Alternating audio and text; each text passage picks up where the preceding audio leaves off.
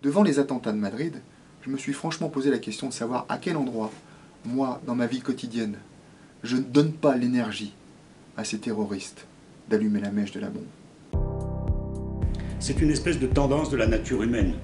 Cet état d'être, cet état d'absence à soi, cet état de non-amour envers soi-même, c'est la Première Guerre mondiale.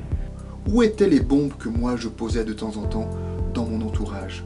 Où étaient les espèces de chantage que je faisais moi aussi dans mon entourage? Toutes les guerres à l'extérieur commencent d'abord à l'intérieur. C'est la première. C'est la mèche que l'on allume. Penser du mal de soi, dire du mal de soi après chaque situation, c'est produire le mal ensuite au dehors dans le monde. Et cette image, on la retrouve dans un effet scientifique qu'on connaît bien qui s'appelle l'effet papillon. Comment des petites causes peuvent provoquer des effets disproportionnés. Quand un homme d'un pays occidental est un tout petit peu plus riche, aujourd'hui sa richesse est tellement inutile qu'elle produit 10 fois plus de pauvreté dans le reste du monde. Je pense que comme la voiture a affaibli les muscles du bassin, les ordinateurs vont nous affaiblir en mémoire et vont nous affaiblir en intelligence. Or, la question se pose, mais quel est l'avenir de l'homme s'il a de moins en moins de travail pour accomplir son ego et réussir, et s'il délègue de plus en plus sa mémoire et son intelligence à des machines?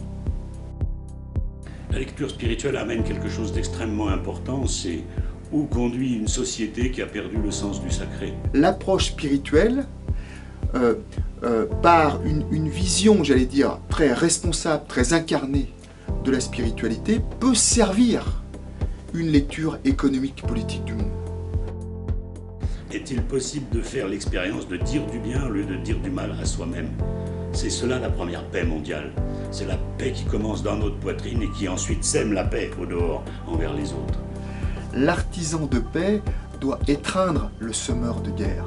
Quand nous sommes en paix, nous sommes tous des êtres capables d'inspiration. L'économie du service, c'est quoi? C'est une économie qui coexiste à côté de l'économie de la réussite. Réussir dans la vie, ce n'est pas réussir sa vie.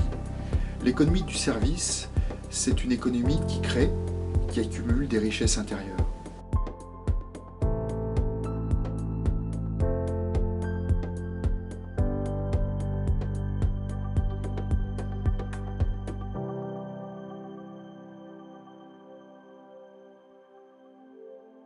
Nous allons devoir inventer des solutions nouvelles pour que l'ensemble de l'humanité se mette à y gagner, au lieu qu'une toute petite partie y gagne et que les autres y perdent tous.